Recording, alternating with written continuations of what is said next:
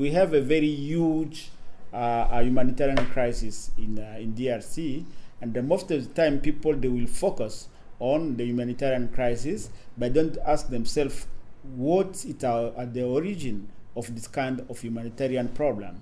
So this is the element also the church is trying to see. Imagine if you live only 1 month in this kind of situation, you are losing the kids, the old people, or the people are weak. So it's a kind of totally a genocide for the people. So when they push people in this kind of situation, then it becomes an ethical problem for us, because we know that the consequences, it is that in very short time, you lose mostly those who are weak, the kids, the women, the older people, and then will come later on. So if there is no solution for them, it is a true genocide. So there you have a picture between the Pope and President Kabila.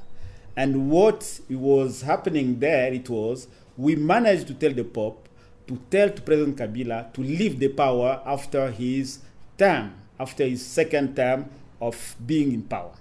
And you can see they are not friendly, the way they are talking. So this is not the way of the Pope talking to the people. And you can see that it was very tense. So it was, you can say, our last bullet as the church. To create confusion, they've created a new conflict in the center of the country, in Kasai, what they call the Kamonyi-Sapu crisis.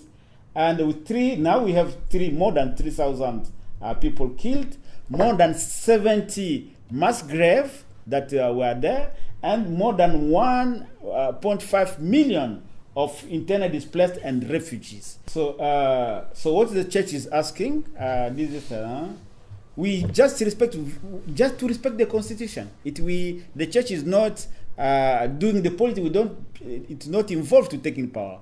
It's just asking the ruling party to respect the constitution.